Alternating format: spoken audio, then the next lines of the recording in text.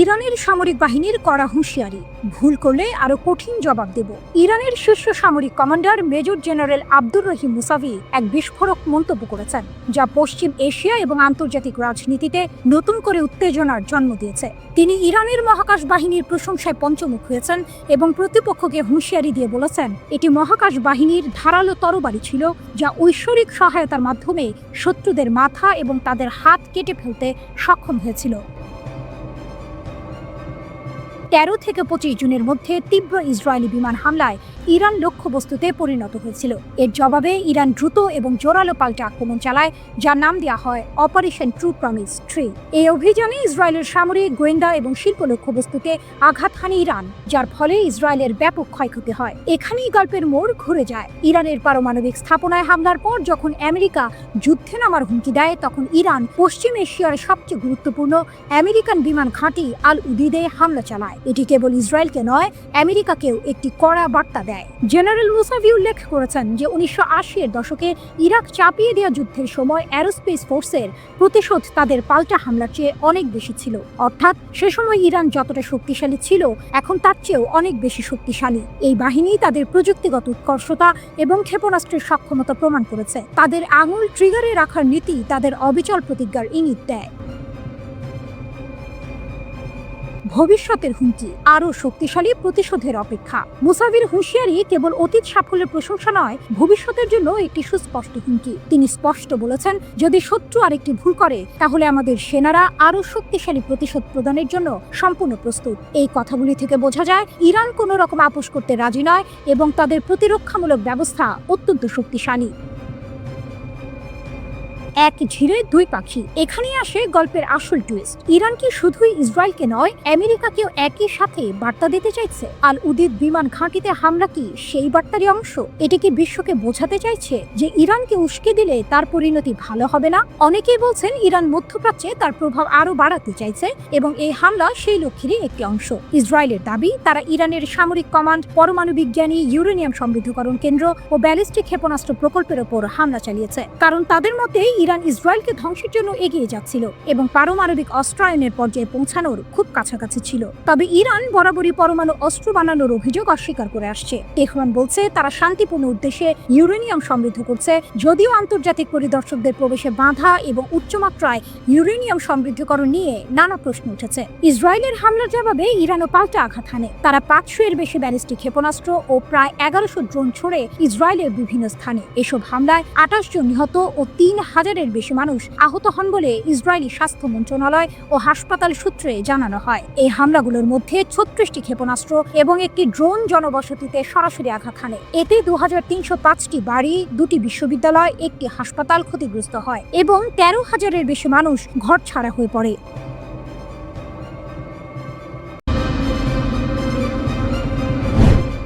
গাজায় নতুন মোড়, আবারও প্রতিরোধ যোদ্ধাদের অতর্কিত হামলা। গাজায় ইসরায়েলি দখলদার বাহিনীর বিরুদ্ধে ফিলিস্তিনি প্রতিরোধ যোদ্ধারা একের পর এক হামলা চালিয়ে যাচ্ছে। 12 জুন ইসরায়েলি সংবাদপত্র ইদিয়ত আহরোনট জানিয়েছে, গাজা উপত্যকায় 3টি ভিন্ন ঘটনায় অন্তত 5 জন ইসরায়েলি সেনা আহত হয়েছে। এর মধ্যে দক্ষিণ গাজা উপত্যকার খান ইউনিসের একটি নিরাপত্তা ঘটনার কারণে আহতদের জরুরিভাবে বিমান থেকে সরিয়ে নেওয়ার নির্দেশ দিতে হয়েছে। এই ঘটনাগুলো চলমান সংঘাতের মধ্যে ফিলিস্তিনি প্রতিরোধ বাহিনীর সমন্বিত আক্রমণের ইঙ্গিত দেয়, যা ইসরায়েলি সামরিক বাহিনীর জন্য আরও একটি বড় ধাক্কা। আল কাসাম এবং আল কুদস ব্রিগেডের সমন্বিত আক্রমণ।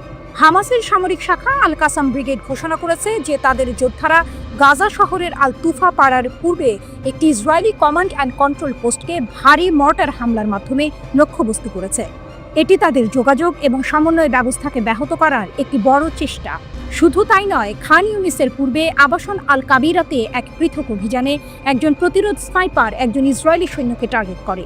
এতে ইসরায়েলি সেনা প্রাণ হারায়। একই সময়ে পিআইজের সামরিক শাখা আল কুদস ব্রিগেড ইসরায়েলি সাঁজোয়াজান লক্ষ্য করে একাধিক সফল অভিযানের কথা নিশ্চিত করেছে। তাদের সবচেয়ে উল্লেখযোগ্য হামলাগুলোর একটি হলো আল তুফাহের পূর্বে একটি পূর্ব স্থাপিত ট্যাঙ্ক বিরোধী বিস্ফোরক ডিভাইসের বিস্ফোরণ ঘটানো, যার ফলে ইসরায়েলের একটি অত্যাধুনিক মেরকাভা ট্যাঙ্ক ধ্বংস হয়ে যায়। ইসরায়েলি সামরিক শক্তির প্রতীক এই ট্যাঙ্কগুলো ধ্বংস হওয়া তাদের জন্য এক বিশাল ক্ষতি। তবে আল কুদস ব্রিগেড শুধু একটি ট্যাঙ্ক ধ্বংস করেই ক্ষান্ত হয়নি। আল জাইতুন পাড়ার পূর্বে কয়েকটি বিস্ফোরক ডিভাইস ব্যবহার করে ইসরায়েলের আরও একটি ট্যাঙ্ক ধ্বংস করা হয়েছে। অভিযান থেকে ফিরে আসা যোদ্ধারা সরাসরি আঘাতের কথা জানিয়েছে এবং ট্যাঙ্কটি অকার্যকর হয়েছে বলে নিশ্চিত করেছে। একই দিনে দুটি ট্যাঙ্ক ধ্বংস হওয়া ইসরায়েলের জন্য এক বড় ধাক্কা। এর আগেও আল কুদস ব্রিগেড জানিয়েছে তাদের যোদ্ধারা খান ইউনিসের উত্তর পূর্বে কিসুফিম সরবরাহ রুটে একটি পূর্ব স্থাপিত ইম্প্রোভাইজড এক্সপ্লোসিভ ডিভাইস আইইডি ব্যবহার করে একটি ইসরায়েলি সামরিক যানে আঘাত করেছে। এছাড়াও খান ইউনিসের পূর্বে শেখ নাসের এলাকায় একটি ব্যারেল আকৃতির বিস্ফোরক ডিভাইস আরেকটি সামরিক যান ধ্বংস করেছে। আল তুফাহের পূর্বে জাবাল আল সাউরিনাতেও দখলদার সৈন্যদের মর্টার হামলা লক্ষ্যবস্তু করা হয়েছিল, যেখানে সাম্প্রতিক দিনগুলিতে ইসরায়েলি বাহিনী সমাবেশ করছিল। এই ঘটনাগুলো স্পষ্টতই দেখাচ্ছে যে ফিলিস্তিনি প্রতিরোধ বাহিনী তাদের কৌশল পরিবর্তন করছে এবং ইসরায়েলি বাহিনীর ওপর আরও সমন্বিত ও কার্যকর হামলা চালাচ্ছে। এটি ইসরায়েলি সামরিক বাহিনীর জন্য একটি নতুন চ্যালেঞ্জ তৈরি করেছে, কারণ তাদের সৈন্যদের জীবন ও সরঞ্জাম এখন আরও বেশি ঝুঁকির মধ্যে পড়ছে। 2023 সালে 7 অক্টোবর ইসরায়েলে হামলা চালায় হামাস। দেশটি থেকে জিম্মি করে গাজায় নিয়ে যাওয়া হয় প্রায় 250 জনকে। সেদিন থেকেই গাজায় নির্বিচার হামলা চালিয়ে যাচ্ছে ইসরায়েল। উপত্যকাটির স্বাস্থ্য মন্ত্রণালয়ের হিসাবে ইসরায়েলের চলমান হামলায় এখন পর্যন্ত প্রায় 58,000 ফিলিস্তিনি নিহত হয়েছেন। আহত হয়েছেন প্রায় 1,38,000 জন।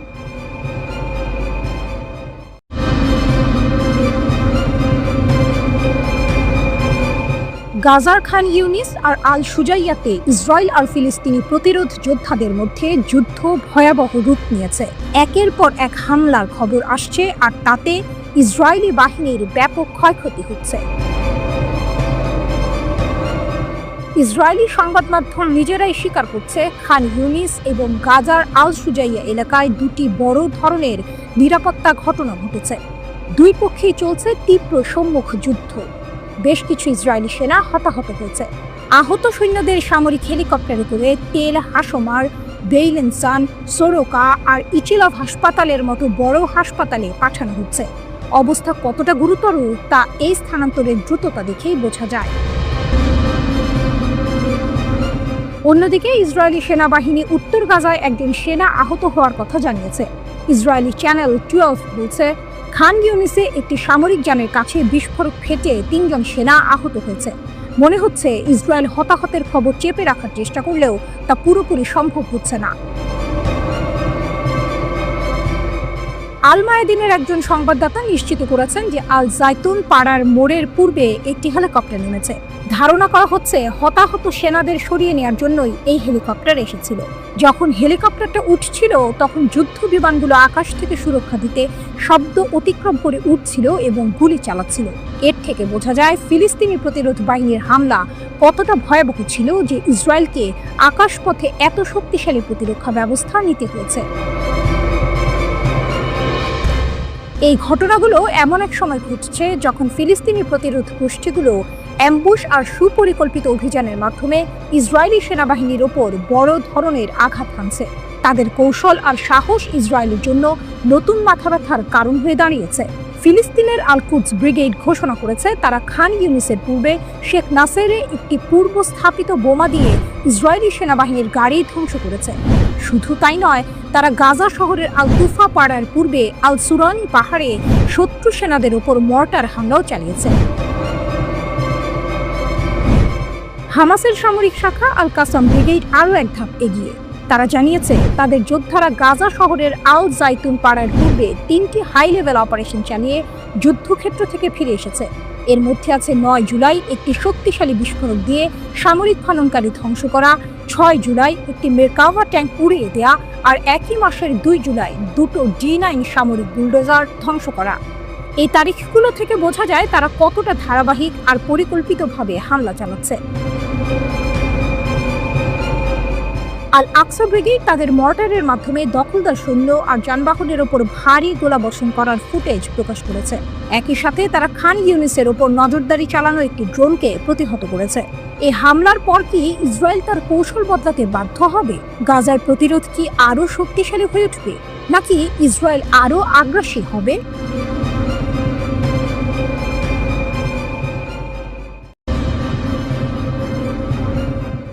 গাজার রণক্ষেত্র থেকে এক চাঞ্চল্যকর খবর সামনে এসেছে।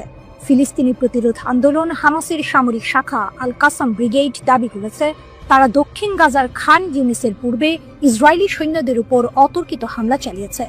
এই হামলায় একজন ইসরায়েলি সৈন্য নিহত হয়েছে এবং তার অস্ত্রও ছিনিয়ে নেওয়া হয়েছে। ঘটনার ভিডিও ফুটেজ ইসরায়েলি গণমাধ্যমগুলোতে কেলেঙ্কারি হিসেবে প্রচারিত হচ্ছে। দিনের আলোয় দুঃসাহসিক অভিযান। আল কাসাম ব্রিগেড শুক্রবার এক বিবৃতিতে জানিয়েছে তাদের যোদ্ধারা দিনের আলোয় খান ইউনিসের পূর্বে এক দুঃসাহসিক অভিযান চালিয়েছিল। লক্ষ্য ছিল একজন ইসরায়েলি দখলদার সৈন্যকে ধরে ফেলা। এই অভিযানে তারা ইসরায়েলি সামরিক যানবাহন, যার মধ্যে একটি মেরকাভা ট্যাঙ্ক এবং একটি ট্রুপ ক্যারিয়ার ছিল, সেগুলোর ওপর ইয়াসিন 105 রকেট চালিত গ্রেনেড ব্যবহার করে হামলা চালায়। বিবৃতিতে আল কাসাম আরও জানিয়েছে যুদ্ধক্ষেত্রের পরিস্থিতি অনুকূলে না থাকায় তারা সৈন্যটিকে জীবিত ধরতে পারেনি। তবে তাদের এক যোদ্ধার আক্রমণে সৈন্যটি প্রাণ হারায় এবং তার অস্ত্র ছিনিয়ে নেয়। ভিডিও ফুটেজে ইসরায়েলের দুর্বলতা প্রকাশ। আল কাসাম তাদের ডেভিড স্টোনস অপারেশন সিরিজের অংশ হিসেবে এই হামলার একটি ভিডিও প্রকাশ করেছে। ভিডিওতে দেখা যাচ্ছে খান ইউনিসের একই এলাকায় তাদের যোদ্ধারা একটি ইসরায়েলি সামরিক কনভয়ের সাথে সরাসরি সংঘর্ষে লিপ্ত। ফুটেজে একজন ইসরায়েলি সৈন্যকে আতঙ্কিত হয়ে পালিয়ে যেতে দেখা যাচ্ছে এবং অন্যান্য সৈন্যরা সংঘর্ষের সময় সম্পূর্ণ অরক্ষিত ও অসহায় অবস্থায় ছিল। অনলাইনে দ্রুত ছড়িয়ে পড়া এই ভিডিও ফুটেজ ইসরায়েলি সংবাদপত্র ইয়েদিওত আহরোনোত এর কাছে এক নতুন কেলেঙ্কারি হিসেবে বিবেচিত হয়েছে। পত্রিকাটি জানিয়েছে এটি 1 মাসের মধ্যে দ্বিতীয়বারের মতো ইসরায়েলি সৈন্যদের পর্যাপ্ত সুরক্ষা বা ব্যাকআপ সহায়তা ছাড়াই উন্মুক্ত অবস্থায় ফেলে রাখা হয়েছে। পত্রিকাটি পুমার সাঁজোয়া কর্মীবাহী জাহাজের সাথে সম্পর্কিত মারাত্মক ঘটনা, যেখানে 7 জন ইসরায়েলি প্রকৌশলী নিহত হন, তার সাথে তুলনা করে ইসরায়েলি সেনাবাহিনীর প্রস্তুতির অভাবের তীব্র সমালোচনা করেছে। বিশেষ করে যখন প্রতিরোধ যোদ্ধারা প্রকাশ্য দিবালোকে ক্যামেরা এবং ভারী অস্ত্র নিয়ে অভিযান চালায়, তখন এমন দুর্বলতা প্রশ্নবিদ্ধ। ইসরায়েলি লেখক জিভ রুবিনস্টাইন ভিডিওটি দেখে বিস্ময় প্রকাশ করেছেন। হামাস খান ইউনিস বুলডোজার ঘটনার একটি ক্লিপ প্রকাশ করেছে।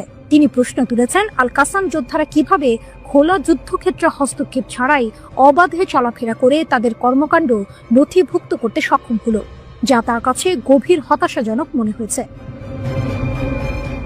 হামাস এই হামলায় নিজেদের সফল দাবি করে বলেছে দীর্ঘ যুদ্ধের পরেও ইসরায়েলি দখলদারিত্ব গাজার মনোবল ভেঙে ফেলা বা তাদের সশস্ত্র প্রতিরোধকে দমন করার লক্ষ্য অর্জন করতে পারেনি। তারা ঘোষণা করেছে যে সম্পূর্ণ পরাজয় এবং সম্পূর্ণ নির্মূল এর ইসরায়েলি স্লোগানগুলো প্রতিরোধের টানেল এবং অ্যাম্বুশের মুখে ভেঙে পড়েছে। হামাস আরও জানিয়েছে যুদ্ধক্ষেত্রে তাদের অব্যাহত আক্রমণ এবং আধিপত্যের ফলে বল প্রয়োগ করে বন্দীদের মুক্ত করার ইসরায়েলি ভ্রমও ভেঙে গেছে। সম্প্রতি উত্তর গাজায় ফিলিস্তিনি প্রতিরোধ বাহিনীর এক মারাত্মক হামলায় ইসরায়েলি নেতজা ইহুদা ব্যাটালিয়নের 5 সৈন্য নিহত এবং আরও 2 জন গুরুতর আহত হয়। প্রাথমিকভাবে ইসরায়েলি মিডিয়া ভুল হতাহতের সংখ্যা প্রচার করেছিল। পরবর্তীতে জানানো হয় যে আহত দখলদার সৈন্যের মোট সংখ্যা 14 জনে পৌঁছেছে, যার মধ্যে 2 জনের অবস্থা গুরুতর।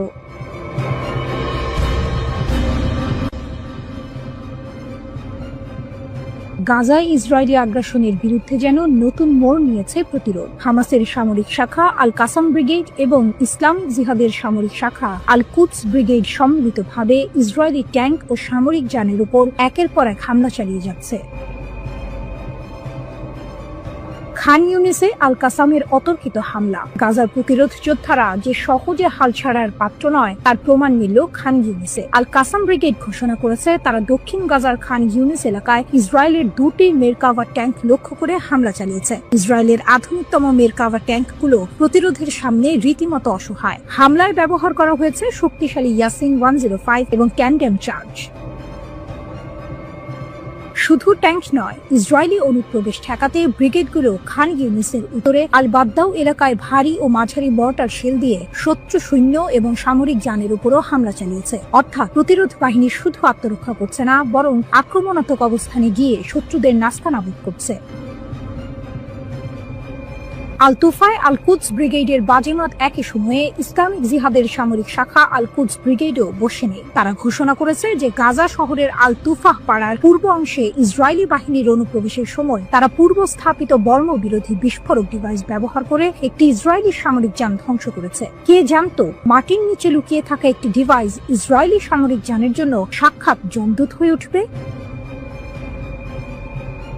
আল কাসামের দুঃসাহসিক অভিযান, সৈন্য আটকের চেষ্টা। আল কাসাম ব্রিগেড আরও একটি চমৎকার খবর দিয়েছে। তাদের যোদ্ধারা দক্ষিণ গাজা উপত্যকার খান ইউনিসের পূর্বে আবাসন আল কাবিরা এলাকায় ইসরায়েলি দখলদার সৈন্য এবং সামরিক যানের উপর ভোরবেলায় এক দুঃসাহসিক অভিযান চালিয়েছে। এই অভিযানে তারা ইয়াসিন 105 অ্যান্টি আর্মর শেল দিয়ে একটি মেরকাভা ট্যাঙ্ক এবং একটি সাজোয়া কর্মী বাহককে নিশানা করেছে। এমনকি দুটি ইসরায়েলি সামরিক যানও তাদের হামলা থেকে রেহাই পায়নি। এই অভিযানের সবচেয়ে রোমাঞ্চকর অংশটি ছিল একজন ইসরায়েলি সৈন্যকে আটকের চেষ্টা। আল কাসাম জানিয়েছে তাদের যোদ্ধারা একজন ইসরায়েলি সৈন্যকে ধরার চেষ্টা করেছিল, কিন্তু যুদ্ধের তীব্র পরিস্থিতির কারণে তারা সফল হতে পারেনি। তবে তারা সৈন্যটিকে নিরপেক্ষ করে তার অস্ত্র জব্দ করেছে। অর্থাৎ হাতের মুঠোয় পেয়ে পরিস্থিতি প্রতিকূল থাকায় আটক করতে পারেনি, কিন্তু শত্রুকে পরাস্ত করে তার অস্ত্র ছিনিয়ে নিয়েছে। এক অসম সাহসিকতার দৃষ্টান্ত। সংঘর্ষের পর আল কাসাম যোদ্ধারা যখন একটি ইসরায়েলি হেলিকপ্টারকে অভিযান স্থলে অবতরণ করতে দেখে, তখন বোঝা যায় এই হামলাগুলো কতটা কার্যকর হয়েছে এবং ইসরায়েলি বাহিনীর মধ্যে কতটা উদ্বেগ সৃষ্টি করেছে। গাজার এই চলমান প্রতিরোধ যে কেবল টিকে থাকা লড়াই নয়, বরং শত্রুকে আঘাত করার এক দৃঢ় সংকল্প, তা এই ঘটনাগুলো থেকেই স্পষ্ট। ইসরায়েল যতই ক্ষমতাধর হোক না কেন, গাজার প্রতিরোধ যোদ্ধারা যে তাদের প্রতিটি পদক্ষেপে কাঁটা হয়ে বিঁধে আছে তা আর বলার অপেক্ষা রাখে না।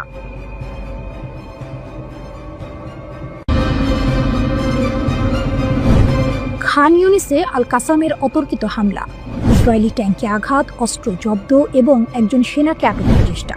দক্ষিণ গাজার খান ইউনিস হঠাৎ করে রণক্ষেত্রে পরিণত হলো।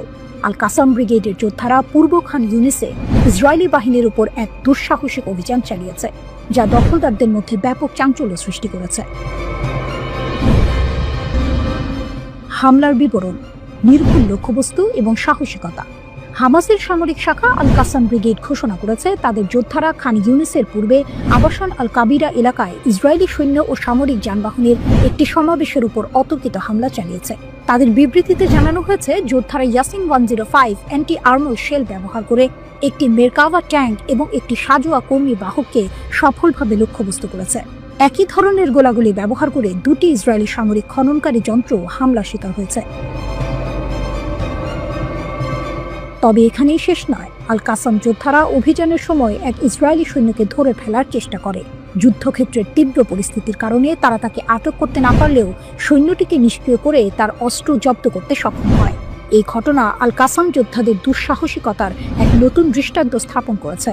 সংঘর্ষের পর আল কাসাম যোদ্ধারা অভিযান স্থলে একটি ইসরায়েলি হেলিকপ্টার অবতরণ করতে দেখেছে, যা ওই এলাকায় যুদ্ধের তীব্রতা তুলে ধরে। আল কাসাম ব্রিগেড আরও উল্লেখ করেছে 5 দিন আগেও তারা একই অঞ্চলে একটি শক্তিশালী ইম্প্রোভাইজড এক্সপ্লোসিভ ডিভাইস আইইডি দিয়ে একটি মেরকাভা ট্যাঙ্ককে লক্ষ্য করে হামলা চালিয়েছিল। এটি পূর্ব খান ইউনিসে ইসরায়েলি দখলদার বাহিনীর উপর প্রতিরোধের ধারাবাহিকতা প্রমাণ করে। ইসরায়েলি হতাহত এবং সত্য গোপন করার অভিযোগ। এদিকে উত্তর গাজায় ফিলিস্তিনি প্রতিরোধের আরেকটি মারাত্মক আক্রমণের পর ইসরায়েল ক্রমবর্ধমান তদন্ত এবং জনসাধারণ থেকে বাস্তব সময়ের তথ্য দমন করার অভিযোগের মুখোমুখি হচ্ছে। আল মায়াদিনের প্রতিবেদনে বলা হয়েছে ইসরায়েলি সামরিক বাহিনী এর আগে নিশ্চিত করেছে এলাকার যুদ্ধে বিস্ফোরক ডিভাইস বিস্ফোরণে নেটজা ইয়েহুদা ব্যাটালিয়নের 5 সৈন্য নিহত এবং আরও 2 জন গুরুতর আহত হয়েছে।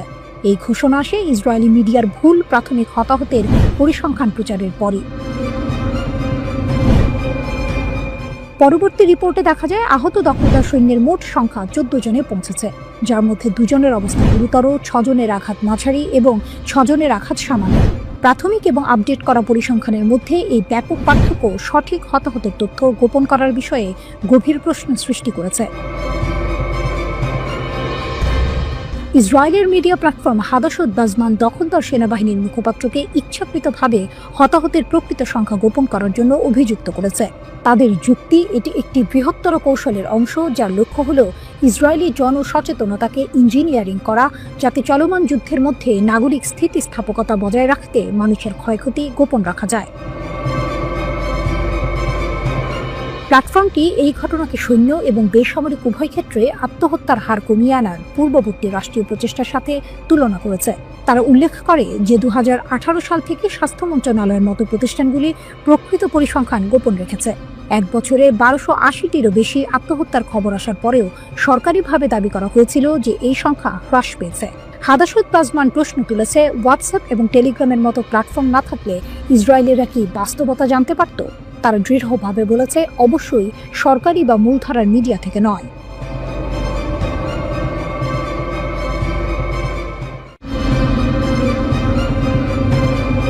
গাজা উপত্যকার উত্তরাঞ্চলে ইসরায়েলি বাহিনীর উপর হামলায় 5 জন ইসরায়েলি সেনা নিহত ও 14 জন আহত হয়েছেন। আহতদের মধ্যে 2 জনের অবস্থা গুরুতর। এই ঘটনাটি ঘটেছে বেইত হানুন শহরে, যখন ইসরায়েলি সামরিক বাহিনীর নেৎজা ইহুদা ব্যাটালিয়নের পদাতিক সৈন্যরা পায়ে হেঁটে অভিযান চালাচ্ছিল। হঠাৎ রাস্তার পাশে পুঁতে রাখা একটি বোমা বিস্ফোরিত হয় এবং সেনারা এর আঘাতে হতাহত হয়। ইসরায়েলি সামরিক বাহিনী জানিয়েছে, হামলার পর উদ্ধার অভিযান দীর্ঘায়িত ও জটিল হয়ে পড়ে, কারণ প্রতিরোধ যোদ্ধারা উদ্ধারকারী দলকেও লক্ষ্য করে হামলা চালায়, যা আরও হতাহতের কারণ হয়।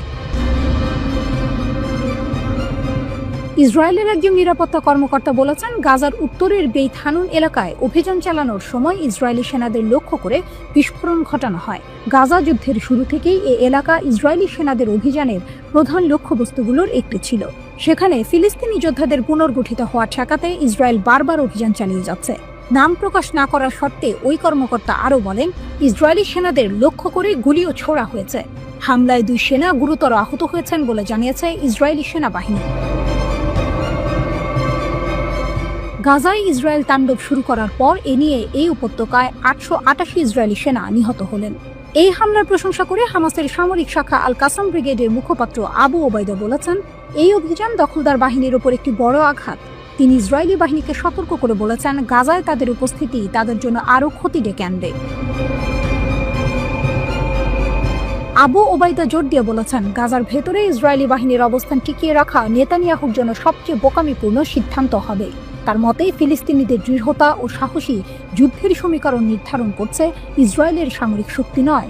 তিনি ভবিষ্যৎবাণী করেছেন, পরে এটি ব্যর্থ হতে পারে এবং অতিরিক্ত বন্দী আমাদের হাতে চলে যাবে।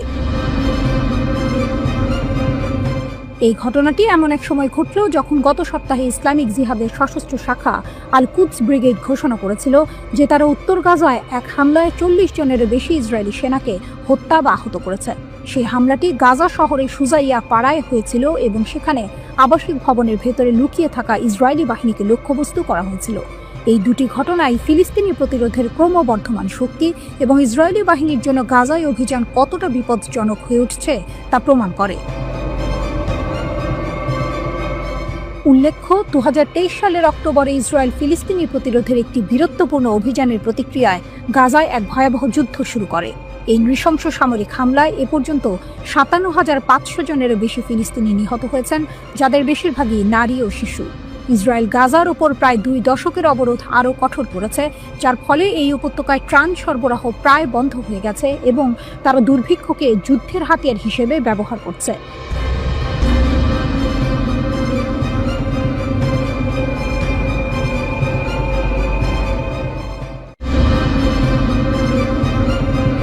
লোহিত সাগরে ইসরায়েল সংশ্লিষ্ট জাহাজ ডুবিয়ে দিল ইয়েমেনের সশস্ত্র বাহিনী, উত্তেজনা তুঙ্গে। রিপোর্ট আল মায়াদিনের। লোহিত সাগরে নতুন করে উত্তেজনা ছড়িয়েছে।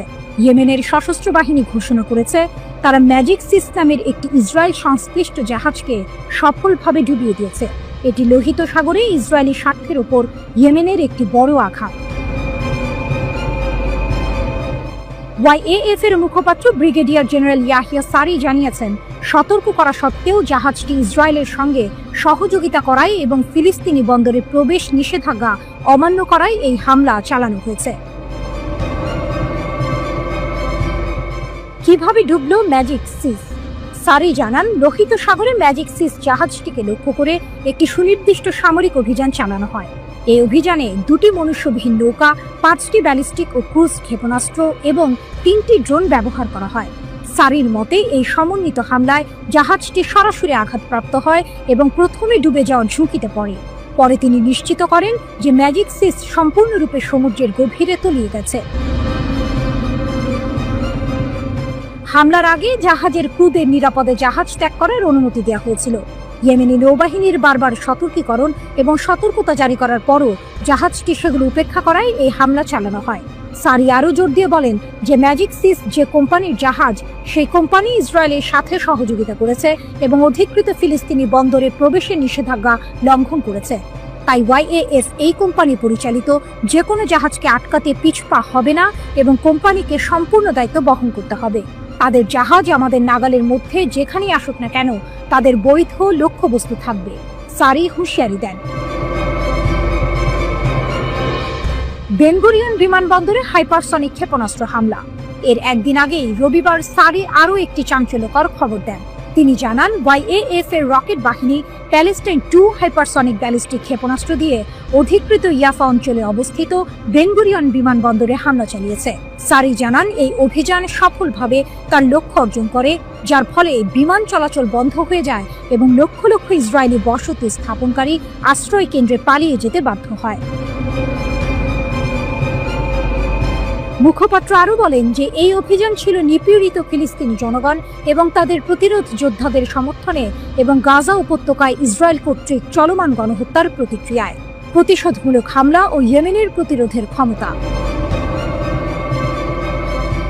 মাত্র কয়েক ঘন্টা পরে 7 জুলাই ভোরে ইয়েমেনের হোদেইদা শহরে কমপক্ষে 20টি ইসরায়েলি বিমান হামলা চালানো হয়। আল মায়াদিনের সংবাদদাতা জানিয়েছেন ইয়েমেনি বিমান প্রতিরক্ষা বাহিনী আক্রমণের একটি উল্লেখযোগ্য অংশ প্রতিহত করতে সক্ষম হয়। হামলাগুলি হোদেইদা, সালিফ এবং রাস ইসা বন্দর, সেই সাথে রাস কাতিফ বিদ্যুৎ কেন্দ্র সহ গুরুত্বপূর্ণ স্থানগুলিকে লক্ষ্য করে করা হয়েছিল। ইসরায়েলি মিডিয়াও নিশ্চিত করেছে যে এই অবকাঠামোগুলোতে এর আগে 3 বার ইসরায়েলি দখলদার বাহিনী আঘাত হেনেছে। সারি বলেছেন যে ইয়েমেনি বিমান প্রতিরক্ষা বাহিনীর সদস্যরা ইয়েমেনের বিভিন্ন এলাকায় ইসরায়েলি বিমান হামলা সফলভাবে প্রতিহত করেছে এবং প্রতিহত করেছে। সুনির্দিষ্ট ও উচ্চ প্রযুক্তির হামলা। সারি ব্যাখ্যা করেছেন যে ওয়াইএএফ বেশ কয়েকটি ইসরায়েলি লক্ষ্যবস্তুতে একটি সমন্বিত ক্ষেপণাস্ত্র এবং ড্রোন হামলা চালিয়েছে, যেখানে 11টি ব্যালিস্টিক ক্ষেপণাস্ত্র এবং ড্রোন জড়িত ছিল। ওয়াইএএফ এ হামলাকে উচ্চ নির্ভুলতা এবং সফল বলে বর্ণনা করেছে। একটি ইয়েমেনি প্যালেস্টাইন 2 হাইপারসনিক ক্ষেপণাস্ত্র বেন গুরিয়ন বিমানবন্দরকে লক্ষ্য করে হামলা চালায়, যখন অতিরিক্ত হাইপারসনিক ক্ষেপণাস্ত্র ইদুদ বন্দর এবং অধিকৃত আসকালানের বিদ্যুৎ কেন্দ্রে আঘাত করে। এছাড়া উম্মে আল রাশরাস বন্দর বা ইলাত আক্রমণ করার জন্য 8টি ড্রোন মোতায়েন করা হয়েছিল। সারি জানান সমস্ত ক্ষেপণাস্ত্র এবং ড্রোন তাদের লক্ষ্য সফলভাবে অর্জন করে এবং ইসরায়েলি ইন্টারসেপ্টর সিস্টেমগুলি কোনো আক্রমণকে নিষ্ক্রিয় করতে বাধ্য হয়।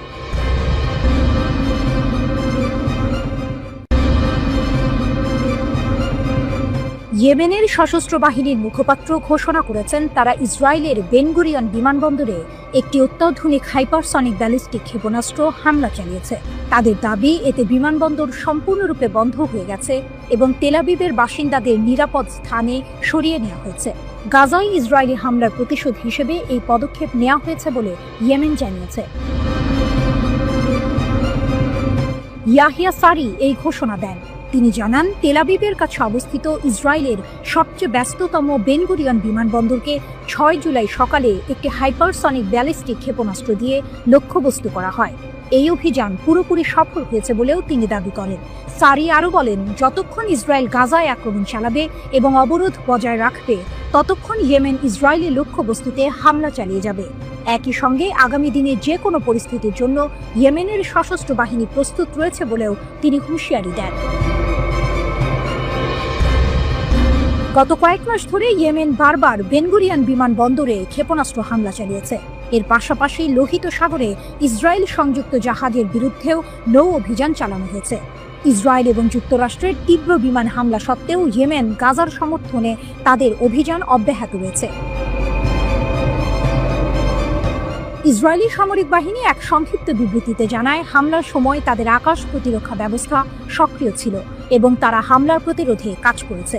এই ঘটনার মাত্র 1 সপ্তাহ আগেই ইয়েমেনি সেনাবাহিনী বেন গুরিয়ন বিমানবন্দর লক্ষ্য করে ব্যালিস্টিক ক্ষেপণাস্ত্র হামলার দায় স্বীকার করে। 1 জুলাই আল মাসিরাহ টিভিতে প্রচারিত এক টেলিভিশন বিবৃতিতে ইয়েমেনের সামরিক মুখপাত্র ব্রিগেডিয়ার জেনারেল ইয়াহিয়া সারি বলেন, তেল আবিবের বেন গুরিয়ন বিমানবন্দর লক্ষ্য করে আমরা প্যালেস্টাইন 2 নামের একটি হাইপারসনিক ব্যালিস্টিক ক্ষেপণাস্ত্র ব্যবহার করে একটি বিশেষ সামরিক অভিযান পরিচালনা করেছি। তিনি জানান, ওই হামলা সফলভাবে লক্ষ্যে পৌঁছেছিল, যার ফলে মিলিয়ন খানেক দখলদার আশ্রয়কেন্দ্রে ছুটে যায় এবং বিমানবন্দরের কার্যক্রমে বিশৃঙ্খলা সৃষ্টি হয়। অন্যদিকে লেবাননের প্রতিরোধ আন্দোলন হিজবুল্লাহর মহাসচিব শেখ নাইম কাশেম ঘোষণা করেছেন, তারা কখনোই ইসরায়েলের সঙ্গে সম্পর্ক স্বাভাবিকীকরণ মেনে নেবে না। আশুরার দিনে দেয়া এক ভাষণে তিনি বলেন, হিজবুল্লাহ লেবাননকে ইসরায়েলি আগ্রাসন থেকে রক্ষা করে যাবে।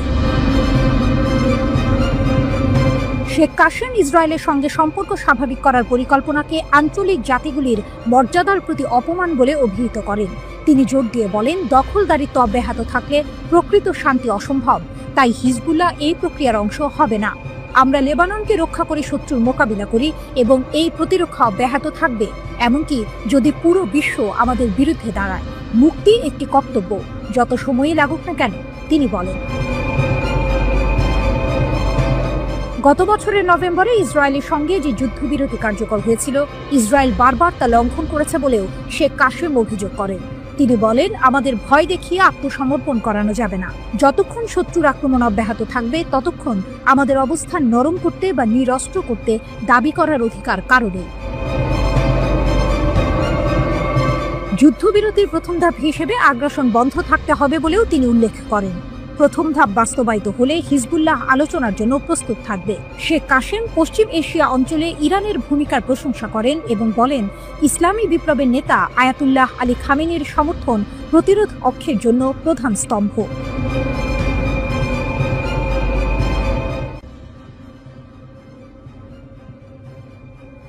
গাজায় চলমান সংঘাতে ইসরায়েলি বাহিনীর ভেতরের চিত্রটা ভয়ঙ্কর। হামাসের সঙ্গে যুদ্ধ করতে গিয়ে নিজেদের ভুলেই মারা গেছে 31 জন সেনা। ভাবা যায়, ইসরায়েলি আর্মি রেডিওর এক প্রতিবেদনে এই চাঞ্চল্যকর তথ্য বেরিয়ে এসেছে।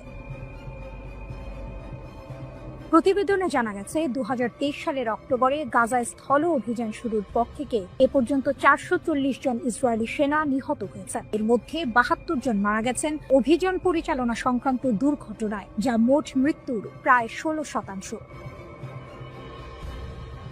আরও চমকপ্রদ তথ্য হলো, নিহতদের মধ্যে 31 জনই মারা গেছেন নিজেদের ভুলবশত ছোড়া গুলিতে, যাকে সামরিক পরিভাষায় বলা হয় ফ্রেন্ডলি ফায়ার। এছাড়া গোলাবারুদ সংশ্লিষ্ট দুর্ঘটনায় মারা গেছেন 23 জন। সাঁজোয়া যানের চাকায় পিষ্ট হয়ে 7 জন, আর অজ্ঞাত গুলি বর্ষণে নিহত হয়েছেন 6 জন। অর্থাৎ ইসরায়েলি সেনারা যুদ্ধক্ষেত্রে যতটা না হামাসের আক্রমণের শিকার হচ্ছেন, তার চেয়েও বেশি ঝুঁকির মধ্যে আছেন নিজেদের সহযোদ্ধা এবং অসতর্কতার কারণে। যুদ্ধবিরতি ভেঙে যাওয়ার পর গত 18 মার্চ ইসরায়েল যখন গাজায় সামরিক অভিযান আবার শুরু করে, তখন থেকে এখন পর্যন্ত 32 জন ইসরায়েলি সেনা নিহত হয়েছেন। এর মধ্যে 2 জন মারা গেছেন অভিযান পরিচালনা সংশ্লিষ্ট দুর্ঘটনায়। ইসরায়েলি সামরিক তথ্য অনুসারে 2023 সালের 7 অক্টোবর যুদ্ধ শুরু হওয়ার পর থেকে 882 জন সৈন্য নিহত এবং 6032 জন আহত হয়েছে। গাজা উপত্যকায় হামাস ও তার মিত্র গোষ্ঠীর গুলিতে প্রাণ হারান 2 ইসরায়েলি সেনা। এরা হলেন সার্জেন্ট আসাফ জামির এবং সার্জেন্ট ইয়ার ইলিয়াহু। আসাফ জামিরের বাড়ি ইসরায়েলের দিমোনা শহরে। তিনি ইসরায়েলি সেনাবাহিনীর 53তম আর্মোর ব্যাটালিয়নের সৈনিক ছিলেন।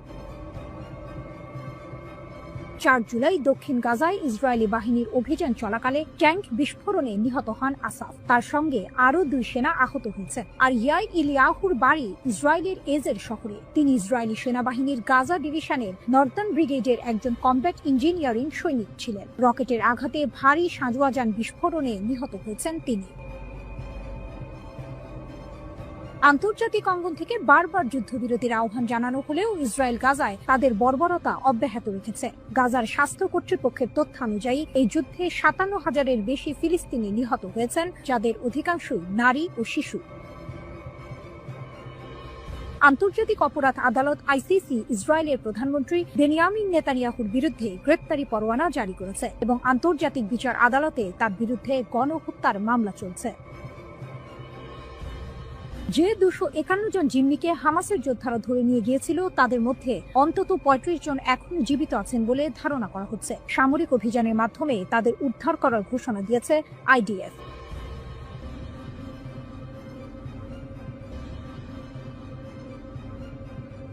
গাজায় ইসরায়েলের দুঃস্বপ্ন, 3 দিনে 15 সেনা নিহত, হামাসের কৌশল বদল। ফিলিস্তিনের অবরুদ্ধ গাজা উপত্যকায় চলমান সংঘাত যেন এক নতুন মোড় নিচ্ছে। মাত্র 3 দিনের ব্যবধানে অন্তত 15 জন ইসরায়েলি সেনা নিহত হয়েছেন, যা হামাসের সামরিক শাখা আল কাসাম ব্রিগেডের ধারাবাহিক হামলার ফল বলে জানাচ্ছে আন্তর্জাতিক সংবাদ মাধ্যমগুলো। চলতি বছরের মার্চে গাজায় নতুন করে অভিযান শুরুর পর এত অল্প সময়ে এত বেশি সেনার প্রাণহানির প্রথম ঘটনা, যা ইসরায়েলি বাহিনীর জন্য এক গুরুতর মনস্তাত্ত্বিক ও কৌশলগত ধাক্কা। কাতার ভিত্তিক সংবাদ মাধ্যম আল জাজিরার প্রতিবেদন অনুযায়ী উত্তর গাজার তুফা এলাকায় ইসরায়েলি বাহিনীর একটি সাঁজোয়া যান লক্ষ্য করে বিস্ফোরক রকেট হামলা চালায় আল কাসাম ব্রিগেড। এই হামলা ছিল এতটাই সুপরিকল্পিত ও নিখুঁত যে গাড়িতে থাকা 17 জন সেনার মধ্যে 7 জন ঘটনাস্থলেই নিহত হন এবং বাকিরা গুরুতর আহত হন। এ যেন ইসরায়েলি সামরিক শক্তির ওপর এক স্পষ্ট চ্যালেঞ্জ। এর একদিন আগে 26 জুন গাজা সিটির কেন্দ্র এলাকায় আল কাসাম ব্রিগেডের গুলিতে আরো এক ইসরায়েলি সেনা নিহত হন। একই দিনে বিস্ফোরক রকেট দিয়ে ধ্বংস করে দেওয়া হয় ইসরায়েলি বাহিনীর 2টি মেরকাভা ট্যাঙ্ক, একটি সাঁজোয়া যান এবং একটি বুলডোজার। ইসরায়েলের অত্যাধুনিক সামরিক সরঞ্জামের ওপর এই আঘাত হামাসের যুদ্ধ সক্ষমতাকে নতুন করে প্রমাণ করে। 25 জুন ইসরায়েলি সেনাবাহিনী আইডিএফ জানায়, গাজায় সামরিক অভিযান পরিচালনার সময় তাদের 7 সদস্য নিহত হয়েছেন। টাইমস অফ ইসরায়েল জানিয়েছে, গাজার খান ইউনিসে সামরিক অভিযান পরিচালনার সময় আইডিএফ এর কম্প্যাক্ট ইঞ্জিনিয়ারিং কর্পস দলের ওই 7 সদস্য বিস্ফোরণে নিহত হন। 25 জুন স্থানীয় সময় সন্ধ্যা 6:30টার দিকে ওই ঘটনা ঘটে। আইডিএফ এর একটি পুমা সাঁজোয়া যান কম্ব্যাট ইঞ্জিনিয়ারিং কর্পসের 605তম ব্যাটালিয়নের 7 সেনাকে বহন করে নিয়ে যাচ্ছিল। ওই সাঁজোয়া যানটি বিস্ফোরিত হলে সেনারা নিহত হন। প্রাথমিক তদন্তে জানা গেছে, এক অজ্ঞাত হামাস সদস্য ওই সাঁজোয়া যানে আগে থেকে বোমা পেতে রেখেছিল। দমকল বাহিনী ও সেনাবাহিনীর সদস্যদের যৌথ অভিযানে আগুন নেভানো হয়। একটি D9 বুলডোজার ব্যবহার করে সাঁজোয়া যানটিকে বালু দিয়ে ঢেকে গাজা থেকে বের করে ইসরায়েলি ভূখণ্ডে নিয়ে আসা হয়। হামাসের হাতে থাকা 251 জিম্মির মধ্যে এখনো প্রায় 35 জন জীবিত বলে ধারণা করা হচ্ছে। তাদের উদ্ধারে নতুন করে অভিযান জোরদার করছে ইসরায়েল। তবে সংঘর্ষ বাড়ায় জিম্মিদের জীবন আরো বিপন্ন হয়ে উঠছে বলে আশঙ্কা করছেন পর্যবেক্ষকরা।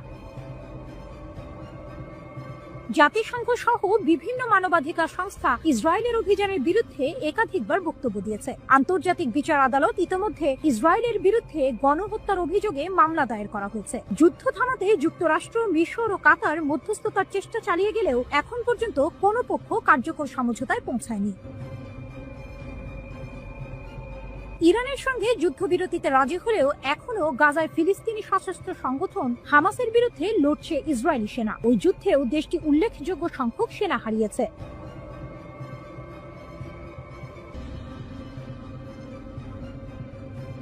গরম খবর, আবারও উত্তপ্ত মধ্যপ্রাচ্য। ইসরায়েল যদি ফের কোনো ভুল করে তাহলে নাকি আরো কঠিন থাপ্পড় খাবে, এমনটাই হুমকি দিলেন ইরানের শীর্ষ জেনারেল আব্দুর রহিম মুসাভি। শুনে মনে হচ্ছে এবার বুঝি আর ছোটখাটো হুমকি নয়, আসল যুদ্ধের দামামা বাজছে। লেবাননের একটি টিভি চ্যানেলে দেওয়া সাক্ষাৎকারে ইরানের সশস্ত্র বাহিনীর প্রধান major general Abdur Rahim Musavi সরাসরি হুমকি দিয়েছেন ইসরায়েলকে। তার কথা পরিষ্কার, গত মাসে ইসরায়েল আর আমেরিকার হামলার জবাবে ইরান নাকি তাদের সব শক্তি ব্যবহার করেনি, অর্থাৎ যা হয়েছে তা নাকি ছিল শুধুই ট্রেলার। যদি ইসরায়েল আবার একই ভুল করে তাহলে ইরান জাতি আর তাদের সেনাবাহিনী নাকি ইসরায়েলকে আরো কঠিন থাপ্পড় দেবে। 13 জুন ইসরায়েল বিনা প্ররোচনায় ইরানের উপর হামলা চালায়। সেই হামলায় সামরিক কমান্ডার থেকে শুরু করে পরমাণু বিজ্ঞানী, এমনকি সাধারণ মানুষও মারা যান। এর 1 সপ্তাহ পর যুক্তরাষ্ট্র যুদ্ধে নেমে পড়ে। আন্তর্জাতিক আইন, জাতিসংঘ সনদ সবকিছু তোয়াক্কা না করে তারা ইরানের 3টি পরমাণু স্থাপনায় বোমা হামলা চালায়। যখন ইসরায়েল আর যুক্তরাষ্ট্র হামলা চালাচ্ছে তখন কি ইরান চুপচাপ বসেছিল? মোটেও না। প্রতিশোধ হিসেবে ইরানের সশস্ত্র বাহিনী ইসরায়েলের দখলে থাকা কৌশলগত স্থাপনাগুলোতে আঘাত হানে। এখানেই শেষ নয়, পশ্চিম এশিয়ার সবচেয়ে বড় মার্কিন সামরিক ঘাঁটি কাতারের আল উদেইদ মার্কিন ঘাঁটিকেও তারা টার্গেট করে। এটা শুনে নিশ্চয়ই অনেকেই অবাক হচ্ছেন। ইরান এতদিন ধরে শুধু হুমকি দিয়ে আসছিল, কিন্তু এবার তারা সরাসরি পাল্টা হামলা চালিয়েছে। 24 জুন ইরান সফলভাবে প্রতিশোধমূলক অভিযান চালিয়ে ইসরায়েল এবং যুক্তরাষ্ট্রের হামলা বন্ধ করতে সক্ষম হয়। শীর্ষ জেনারেলের দাবি, ইসরায়েল নাকি যুদ্ধবিরতির জন্য অনুরোধ করতে বাধ্য হয়েছিল যাতে তারা নিজেদের গুছিয়ে নিতে পারে। এই তথ্য যদি সত্যি হয় তাহলে পরিস্থিতি কিন্তু আরো ঘোলাটে, কারণ এতদিন আমরা যা জেনে এসেছিলাম তার চেয়ে আসল চিত্রটি হয়তো আরো ভিন্ন। যুক্তরাষ্ট্রের প্রত্যক্ষ সমর্থনেই মূলত ইরানে হামলা চালায় যুদ্ধবাজ ইসরায়েল। তবে পরের দিকে এই আগ্রাসন প্রবল প্রতিরোধের মুখে পড়ে এবং শেষ পর্যন্ত আন্তর্জাতিক কূটনীতির মাধ্যমে একটি যুদ্ধবিরতিতে পৌঁছায়। অপ্রকাশিত ক্ষমতা ও নতুন পর্যায়। মেজর জেনারেল মুসাভি আরো সতর্ক করেছেন, যদি যুদ্ধ দীর্ঘায়িত হয় এবং একটি নতুন পর্যায়ে প্রবেশ করে তাহলে ইসরায়েল নাকি ইরানের এমন ক্ষমতা দেখতে পাবে যা এখনো কাজে লাগানো হয়নি, অর্থাৎ ইরান নাকি তাদের আসল শক্তি এখনো দেখায়নি। তিনি এটাও বলেছেন, বছরের পর বছর ধরে ইসরায়েল আর তাদের সমর্থকরা ইরানের ওপর আঘাত হানার জন্য শক্তি সঞ্চয় করে আসছে। তাদের উদ্দেশ্য হলো পরমাণু ইস্যুকে অজুহাত হিসেবে ব্যবহার করে ইরানকে বিভক্ত করা, কিন্তু ইরান তাদের মৌলিক নীতি থেকে কখনো সরে আসবে না, যার মধ্যে ফিলিস্তিন ও তাদের জনগণের প্রতি সমর্থনও রয়েছে। তাহলে কি ইসরায়েল আর ইরান আবারও একটি বড় যুদ্ধের দিকে এগোচ্ছে?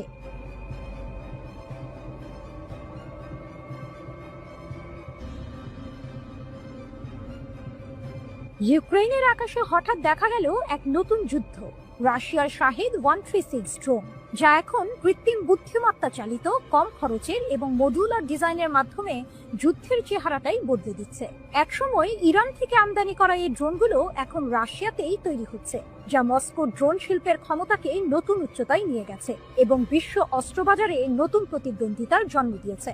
সম্প্রতি ইউক্রেনে একটি অত্যাধুনিক শাহেদ 136 ড্রোনকে আটক করা হয়। এটি কেবল একটি সাধারণ কামিকাজে ড্রোন ছিল না, এটিতে ছিল উন্নত নেভিগেশন সিস্টেম এবং ইউক্রেনের মোবাইল নেটওয়ার্কের সাথে সংযোগের সক্ষমতা। ইউক্রেনীয় গোয়েন্দা প্রতিবেদন জানায়, এই ড্রোনগুলোতে এখন রাশিয়ার তৈরি উপাদান ব্যবহার করা হচ্ছে এবং রিয়েল টাইম ডেটা আদান প্রদানের জন্য ইউক্রেনীয় মোবাইল নেটওয়ার্ক ব্যবহার করা হচ্ছে। এটি স্পষ্ট ইঙ্গিত দেয় যে রাশিয়া এখন বিদেশি আমদানির উপর নির্ভরশীল নয়, বরং নিজস্ব শক্তিশালী ড্রোন শিল্প গড়ে তুলেছে।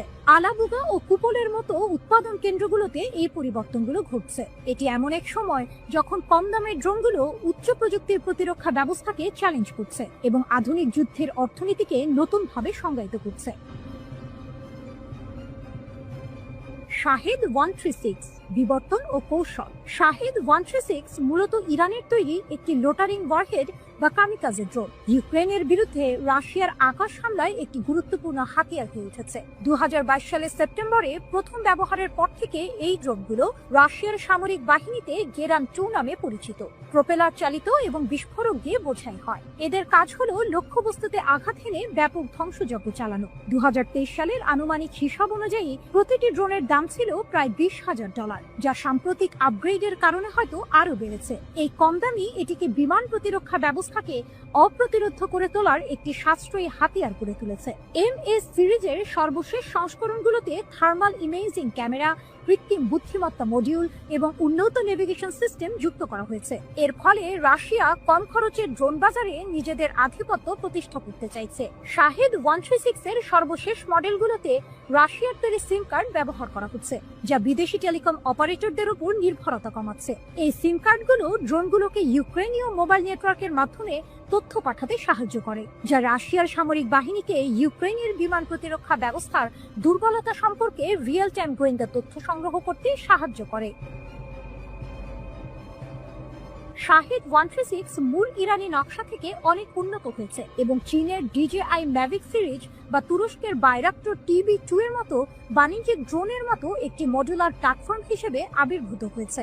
এতে একটি 4 অ্যান্টেনা নিয়ন্ত্রিত radiation pattern antenna CRPS system যুক্ত করা হয়েছে, যা ইউক্রেনীয় ইলেকট্রনিক যুদ্ধের বিরুদ্ধে প্রতিরোধ ক্ষমতা বাড়ায়। ড্রোনটির ওয়ারহেডও বৈচিত্র্যপূর্ণ হয়েছে। প্রাথমিক 50 কিলোগ্রামের পেলোডের পাশাপাশি এখন 90 কিলোগ্রাম পর্যন্ত অগ্নিসংযোগকারী এবং থার্মোবারিক ওয়ারহেড ব্যবহারের বিকল্প আছে। থার্মাল ইমেজিং ক্যামেরা এবং এনভিডিয়া জেটসন ওরিন প্রসেসরের মতো এআই মডিউলের সংযুক্তি এই ড্রোনকে আরও ক্ষমতা সম্পন্ন করেছে।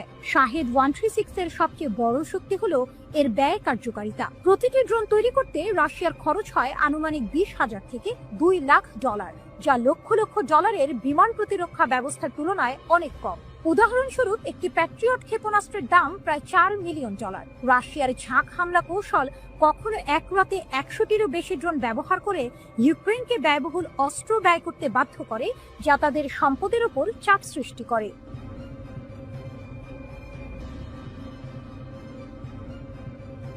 সম্প্রতি ইরান ইরাক সীমান্তের কাছে ঘটল এক চাঞ্চল্যকর ঘটনা।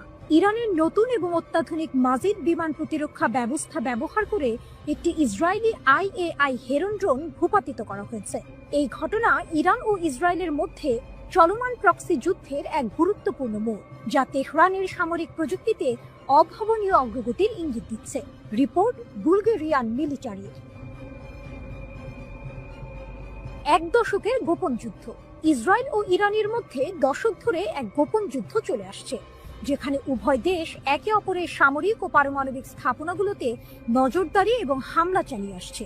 এই লড়াইয়ে ইসরায়েল হেরনের মতো ড্রোনগুলোর উপর অনেক বেশি নির্ভরশীল, যা নজরদারি ও হামলার জন্য ব্যবহৃত হয়। অন্যদিকে ইরান তার আকাশসীমা রক্ষার জন্য বিমান প্রতিরক্ষায় ব্যাপক বিনিয়োগ করেছে। এই উত্তেজনাপূর্ণ আঞ্চলিক সংঘাতের মধ্যে মাজিদ ব্যবস্থার মাধ্যমে হেরন ড্রোন ভূপাতিত করাটা ইরানের জন্য এক বিরাট সাফল্য।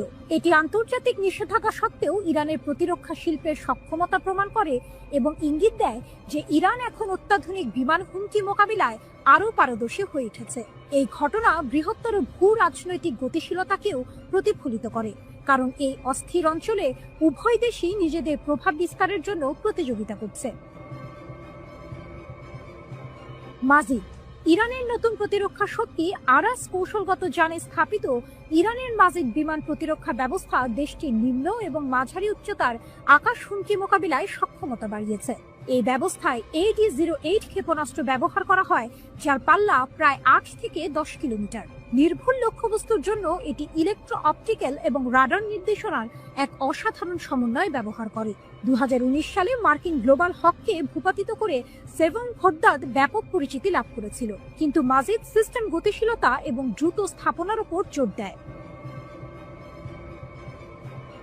মাজিদ অপারেটররা ড্রোন এবং কম উচ্চতায় উড়ন্ত বিমান থেকে গুরুত্বপূর্ণ অবকাঠামো বা মোবাইল সামরিক ইউনিটগুলোকে দ্রুত রক্ষা করতে পারে। নিষেধাজ্ঞার কারণে সীমাবদ্ধতা থাকা সত্ত্বেও ইরানের প্রতিরক্ষা শিল্প দেশীয়ভাবে উন্নত উপাদানগুলির উপর নির্ভর করে নিজেদের প্রকৌশলগত স্থিতিস্থাপকতা প্রদর্শন করেছে। মাজিদের কম্প্যাক্ট ডিজাইন এটিকে ইরানের স্তরযুক্ত বিমান প্রতিরক্ষা নেটওয়ার্কের সাথে সহজেই একীভূত হতে সাহায্য করে, যা দীর্ঘ পাল্লার সিস্টেমগুলোর পরিপূরক হিসেবে কাজ করে। 6 কিলোমিটার পর্যন্ত উচ্চতায় লক্ষ্যবস্তুতে আঘাত করার ক্ষমতা এটিকে হেরনের মতো মাঝারি উচ্চতার দীর্ঘ সহনশীল ড্রোনগুলোর বিরুদ্ধে বিশেষভাবে কার্যকর করে তোলে। তবে উন্নত বিদেশি প্রযুক্তি ব্যবহারের সীমাবদ্ধতা আরও পরিশীলিত হুমকির বিরুদ্ধে এর কার্যকারিতা কমিয়ে দিতে পারে। তবুও মাজিদ আঞ্চলিক সংঘাতে UAV এর ক্রমবর্ধমান প্রসারকে মোকাবিলা করে বিমান প্রতিরক্ষায় স্বয়ংসম্পূর্ণতার জন্য ইরানের অনুসন্ধানে একটি গুরুত্বপূর্ণ পদক্ষেপ। হেরনের বিরুদ্ধে এর সফল ব্যবহার এর ব্যবহারিক নির্ভরযোগ্যতা নির্দেশ করে, যদিও এর পূর্ণ ক্ষমতা এখনো পর্যালোচনার অধীনে। IAI হেরন ইসরায়েলের গোয়েন্দা বাহু ইসরায়েলের IAI হেরন, যা মাটার্স 1 নামেও পরিচিত, দেশটির অনুসন্ধান এবং আক্রমণ ক্ষমতার ভিত্তিপ্রস্তর হিসেবে কাজ করে। এই ড্রোন প্রায় 30,000 ফুট উচ্চতায় 45 ঘন্টা পর্যন্ত আকাশে ভেসে থাকতে পারে। উন্নত electro optical sensor, synthetic aperture radar এবং যোগাযোগ রিলে দিয়ে সজ্জিত এই ড্রোন বিশাল দূরত্বে রিয়েল টাইম গোয়েন্দা তথ্য সংগ্রহ করে। ইরানের প্রেক্ষাপটে IDF প্রায়শই সামরিক এবং পারমাণবিক স্থাপনা পর্যবেক্ষণের জন্য হেরন মোতায়েন করে, যা কৌশলগত সিদ্ধান্ত গ্রহণের জন্য গুরুত্বপূর্ণ তথ্য সংগ্রহ করে। IDF মুখপাত্র নিশ্চিত করেছেন যে 298 নম্বর ড্রোনের ক্ষতি একটি ধাক্কা, কিন্তু এটি কোনো গুরুতর আঘাত নয়।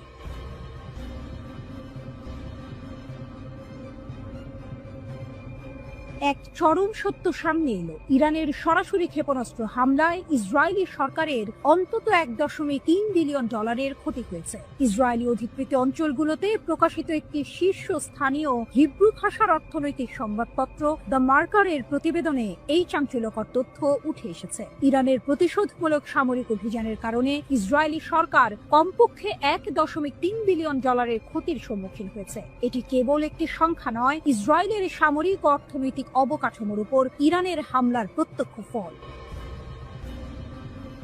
প্রতিবেদনে অনুমান করা হয়েছে যে ইরানের ক্ষেপণাস্ত্র হামলার ফলে ইসরায়েলের প্রত্যক্ষ ক্ষতি 5 বিলিয়ন শেকেল ছাড়িয়ে গেছে। এই বিশাল অঙ্কের ক্ষতি হয়েছে ইরানের বিরুদ্ধে যুদ্ধ পরিচালনার জন্য ইসরায়েলের ব্যয়, যার মধ্যে রয়েছে ইরানের ছোড়া বিশাল ক্ষেপণাস্ত্র এবং ড্রোনের বিরুদ্ধে প্রতিরক্ষা প্রচেষ্টা।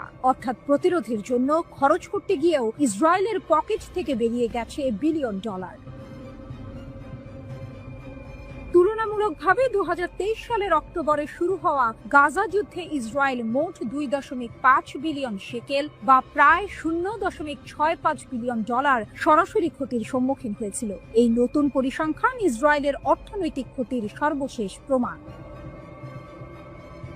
13 জুন ইসরায়েল ইরানের ওপর আক্রমণ শুরু করেছিল। এই হামলায় ইরানের শীর্ষ সামরিক কমান্ডার এবং পারমাণবিক বিজ্ঞানীরা নিহত হন। শুধু তাই নয়, নারী ও শিশু সহ বেশ কয়েকজন সাধারণ বেসামরিক নাগরিকও এই হামলার শিকার হন। এটি ছিল ইসরায়েলের একতরফা এবং বিনা উস্কানিতে চালানো আগ্রাসন, যা আন্তর্জাতিক আইন এবং মানবাধিকারের চরম লঙ্ঘন। তাই ইরান বসে থাকেনি। ইসরায়েলি হামলার কয়েক ঘন্টার মধ্যেই ইরান ইসরায়েলি রাজধানী তেল আবিবে ক্ষেপণাস্ত্র হামলা চালিয়ে পাল্টা জবাব দেয়। এরপর থেকে ইসরায়েলি সরকারের উপর হামলা অব্যাহত রয়েছে, যার ফলে ইসরায়েলের সামরিক ও অর্থনৈতিক অবকাঠামোর ব্যাপক ক্ষতি হয়েছে। প্রতিবেদনে আরও দেখা গেছে যে ইরানি ক্ষেপণাস্ত্র হামলা ইসরায়েলি অধিকৃত অঞ্চলে জ্বালানি ও জ্বালানি সরবরাহে বড় ধরনের ব্যাঘাত ঘটিয়েছে। তেল আবিবে ইরানের প্রধান স্টক মার্কেট ভবনে ইরানি ক্ষেপণাস্ত্র আঘাত হানার পর ইসরায়েল তাদের মূলধন বাজারেও বড় ধরনের ক্ষতির সম্মুখীন হয়েছে। স্টক মার্কেটে এই আঘাত সরাসরি ইসরায়েলের অর্থনীতির হৃৎপিণ্ডে আঘাত হানার শামিল। ইসরায়েলি অর্থনীতিবিদরা ইতোমধ্যেই সতর্কবাণী উচ্চারণ করেছেন। তাদের মতে ইরানের সাথে অব্যাহত যুদ্ধ ইসরায়েলকে সম্পূর্ণ অর্থনৈতিক পতনের দ্বারপ্রান্তে ঠেলে দিতে পারে। এই সংঘর্ষ যদি দীর্ঘায়িত হয়, তাহলে ইসরায়েলের অর্থনীতি বড় ধরনের সংকটে পড়তে পারে, যা কেবল স্থানীয় নয়, আঞ্চলিক এবং বৈশ্বিক অর্থনীতিতেও প্রভাব ফেলবে। এদিকে ইরানে মোহাম্মদ আমিন মাহদাভি শায়েস্তে নামের এক ব্যক্তির মৃত্যুদণ্ড কার্যকর করা হয়েছে। ইসরায়েলের গোয়েন্দা সংস্থা মোসাদের সঙ্গে সংশ্লিষ্টতা থাকার দায়ে তাকে ফাঁসিতে ঝোলানো হয়েছে। ইরানের আধা সরকারি বার্তা সংস্থা তাসনিম ও ফার্সের প্রতিবেদন সূত্রে এমন তথ্য জানা গেছে। খবর আল জাজিরার। তাসনিমের প্রতিবেদনে বলা হয়, মোসাদের সঙ্গে যুক্ত একটি সাইবার দলের প্রধান ছিলেন শায়েস্তে। তাকে 2023 সালের শেষ দিকে গ্রেপ্তার করা হয়। 13 জুন থেকে ইরানে হামলা শুরু করে ইসরায়েল। এরপর থেকে এখন পর্যন্ত ইসরায়েলে গুপ্তচর বৃত্তির দায়ে 3 জন ব্যক্তির মৃত্যুদণ্ড কার্যকর করেছে ইরানি কর্তৃপক্ষ। এর মধ্যে 16 জুন প্রথম জনকে এবং 22 জুন দ্বিতীয় জনের ফাঁসি কার্যকর করা হয়।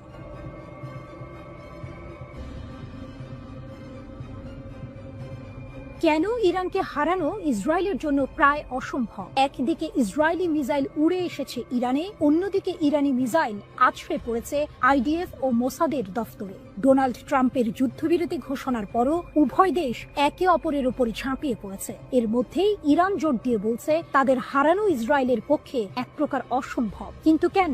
বিশেষজ্ঞরা এমন 7টি কারণ উল্লেখ করেছেন যার জন্য ইরানকে পরাজিত করা ইসরায়েলের পক্ষে খুবই কঠিন। হরমুজ প্রণালী। দক্ষিণ ইরানের সীমান্ত ঘেঁষা হরমুজ প্রণালী বিশ্বের অন্যতম গুরুত্বপূর্ণ জলপথ। মাত্র 33 কিলোমিটার চওড়া এই পথ দিয়েই বিশ্বের প্রায় 20% তেল পরিবহন হয়। এর গুরুত্ব এতটাই যে বিশ্লেষকরা এটিকে পৃথিবীর রক্তনালী বলে থাকেন। এই প্রণালীর আশপাশের 7টি দ্বীপ ইরানের নিয়ন্ত্রণে, যা তাদের এক অনন্য ভূ রাজনৈতিক শক্তি এনে দিয়েছে। ইরান ইতোমধ্যে এই জলপথ বন্ধ করে দেওয়ার হুমকি দিয়েছে, যা পশ্চিমা দেশগুলোকে রীতিমতো আতঙ্কিত করে তুলেছে। এই প্রণালী বন্ধ হলে বৈশ্বিক অর্থনীতিতে ভয়াবহ প্রভাব পড়বে, যা ইরানকে একটি শক্তিশালী দর কষাকষির ক্ষমতা এনে দিয়েছে। ব্যালিস্টিক ও ড্রোনের অপ্রতিরোধ্য শক্তি। ইরানের ব্যালিস্টিক ক্ষেপণাস্ত্রের পাল্লা প্রায় 2000 কিলোমিটার। এর মানে হলো শুধু ইসরায়েল নয়, ইউরোপের যে কোনো লক্ষ্যবস্তুতেও আঘাত হানতে পারে ইরানি মিসাইল। এছাড়া ইরান সস্তায়, শক্তিশালী ও কার্যকর ড্রোন বানিয়ে ব্যাপক সাড়া ফেলেছে। প্রকৃতি ইরানের দুর্গ। পাহাড় ও মরুভূমি, প্রাকৃতিক বৈচিত্র্যে ভরপুর ইরান যেন নিজেই এক দুর্ভেদ্য দুর্গ। পশ্চিম ও দক্ষিণ সীমান্ত জুড়ে জাগ্রস পর্বতমালা দেশটিকে রক্ষা করে চলেছে। এই পাহাড় এতটাই দুর্গম যে ওই দিক থেকে হামলা প্রায় অসম্ভব। উত্তরেও রয়েছে প্রতিরক্ষামূলক আলবর্জ পর্বতমালা। অন্যদিকে ইরানের রয়েছে মূল্যবান খনিজ সম্পদ, যেমন ইউরেনিয়াম, সোনা, রূপা আর দস্তা। পাহাড় পেরিয়ে কেউ ইরানে ঢুকতে পারলেও সামনে পড়বে লুত মরুভূমি, যা পৃথিবীর অন্যতম ভয়ানক গরম জায়গা। তাই এই অঞ্চল দিয়ে সৈন্য ও রসদ পাঠানো কার্যত অসম্ভব। প্রকৃতি নিজেই ইরানের সবচেয়ে শক্তিশালী প্রতিরক্ষা ব্যূহ।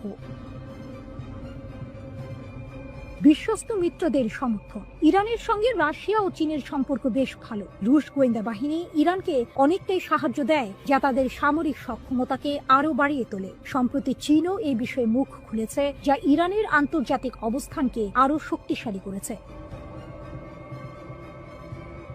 তেলের অফুরন্ত ভান্ডার। বিশ্বে মোট উৎপাদিত তেলের একটি বড় অংশ ইরান উৎপাদন করে। ইরানের তেল ও প্রাকৃতিক গ্যাস মজুদের পরিমাণ যথাক্রমে বিশ্বের মোট রিজার্ভের 10 ও 15%। এই বিশাল মজুদ তাদের অর্থনৈতিক ও রাজনৈতিকভাবে অন্য অনেক দেশের থেকে এগিয়ে রেখেছে। এটি তাদের উপর চাপ সৃষ্টি করা কঠিন করে তোলে, কারণ বিশ্বের জ্বালানি বাজারে ইরানের একটি গুরুত্বপূর্ণ ভূমিকা রয়েছে।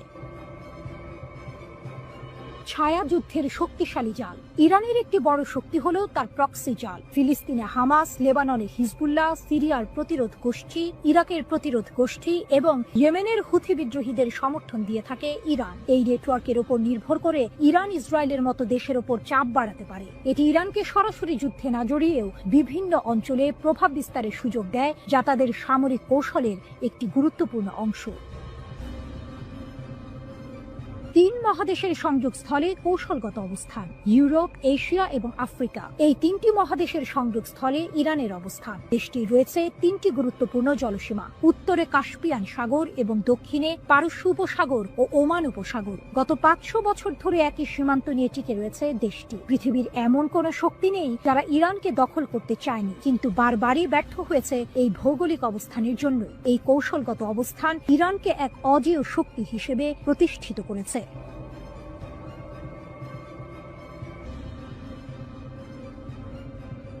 ইরানের সাহসিকতার প্রশংসা ট্রাম্পের মুখে। যুদ্ধ শেষ, এবার কি নিষেধাজ্ঞা উঠবে? মার্কিন প্রেসিডেন্ট ডোনাল্ড ট্রাম্প, যিনি কিছুদিন আগেও ইরানের উপর কঠোর হামলার নির্দেশ দিয়েছিলেন, এবার ন্যাটো সম্মেলনে বসেই ইরানের সাহসিকতার প্রশংসা করলেন। নেদারল্যান্ডের হেগ শহরে দেয়া তার এই মন্তব্য রীতিমতো আলোচনার জন্ম দিয়েছে। তাহলে কি এবার ইরান যুক্তরাষ্ট্র সম্পর্কে নতুন মোড় আসতে চলেছে? তেল বিক্রি ও অর্থের প্রয়োজন, ট্রাম্পের ইঙ্গিত। ট্রাম্পকে যখন প্রশ্ন করা হলো যে ইরানের উপর থেকে নিষেধাজ্ঞা তুলে নেওয়ার কোনো পরিকল্পনা ওয়াশিংটনের আছে কিনা, তখন তার জবাব ছিল বেশ ইঙ্গিতপূর্ণ। তিনি বলেন, ইরান মাত্রই একটি যুদ্ধে ছিল এবং তারা সাহসিকতার সঙ্গে লড়াই করেছে। যদি তারা তেল বিক্রি করতে যায়, তারা তেল বিক্রি করতে যাচ্ছে। চীন চাইলে ইরানের কাছ থেকে তেল কিনতে পারে। তার এই মন্তব্যের গভীরতা লক্ষণীয়। যেখানে যুক্তরাষ্ট্র ইরানের তেল বিক্রিতে নিষেধাজ্ঞা দিয়েছিল, সেখানে ট্রাম্প এখন বলছেন চীন চাইলে তেল কিনতে পারে। তিনি আরো যোগ করেন, দেশটির আবার ঠিক হওয়ার জন্য অর্থের প্রয়োজন। এটি কি নিষেধাজ্ঞার পর্যায়ক্রমিক শিথিলতার ইঙ্গিত, নাকি কেবলই কথার কথা? পরমাণু সামগ্রী সরানোর প্রশ্নে ট্রাম্পের ভিন্ন মত। সাংবাদিকরা ট্রাম্পকে আরো প্রশ্ন করেছিলেন যে যুক্তরাষ্ট্রের হামলার আগে ইরান পরমাণু সামগ্রী সরিয়ে ফেলতে পেরেছিল কিনা। এই প্রশ্নটি গুরুত্বপূর্ণ, কারণ একটি গোপন মার্কিন প্রতিবেদনে এমন ইঙ্গিত দেওয়া হয়েছিল। তবে ট্রাম্প সেই দাবি সরাসরি খারিজ করে দিয়েছেন। তিনি বলেছেন, এগুলো সরানোর সময় ইরানের হাতে ছিল না, এগুলো খুবই ভারী, সরানো খুবই কঠিন। ট্রাম্পের এই মন্তব্য মার্কিন গোয়েন্দা প্রতিবেদনের সঙ্গে সাংঘর্ষিক। এটি আবারও প্রমাণ করে যে ইরানের পারমাণবিক কর্মসূচি এবং হামলার প্রভাব নিয়ে এখনো অনেক ধোঁয়াশা রয়েছে। এদিকে ইরানের একের পর এক ক্ষেপণাস্ত্র, ড্রোন হামলায় পর্যদস্ত ইসরায়েলিরা এখন বেনিয়ামিন নেতানিয়াহুর সরকারের কাছে ক্ষতিপূরণ চাইছেন। এজন্য প্রায় ৩৯,০০০ আবেদন জমা পড়েছে। স্থানীয় সংবাদ মাধ্যমের বরাতে গতকাল মঙ্গলবার এই খবর জানিয়েছে তুরস্কের রাষ্ট্রীয় সংবাদ সংস্থা আনাদোলু। সংবাদ মাধ্যমটির খবর, ইরানি হামলায় ক্ষতিগ্রস্তদের জন্য একটি ক্ষতিপূরণ তহবিল গঠন করেছে ইসরায়েলের কর কর্তৃপক্ষ। 13 জুন ইরান ইসরায়েলের মধ্যে সংঘাত শুরুর পর থেকে এই তহবিল থেকে ক্ষতিপূরণ চেয়ে মোট 38,700টি আবেদন জমা পড়েছে। ইরানের ক্ষেপণাস্ত্রের আঘাতে ঘরবাড়ি ভবন ক্ষতিগ্রস্ত হওয়ায় ক্ষতিপূরণ চেয়ে আবেদন জমা পড়েছে 30,809টি। এছাড়া 3,713টি আবেদন জমা পড়েছে যানবাহনের ক্ষয়ক্ষতি হওয়ার কারণে। যন্ত্রপাতি আর অন্যান্য জিনিস ক্ষতিগ্রস্ত হওয়ার কারণে ক্ষতিপূরণ চেয়ে আবেদন জমা পড়েছে 4,085টি। ইসরায়েলি ওয়েবসাইট বেহাত্রি হারেদিমের তথ্য মতে শুধু তেল আবিবেই ক্ষতিপূরণ চেয়ে 24,932টির বেশি আবেদন জমা পড়েছে। দক্ষিণাঞ্চলের আশকেলন শহরে আবেদন জমা পড়েছে 10,793টি।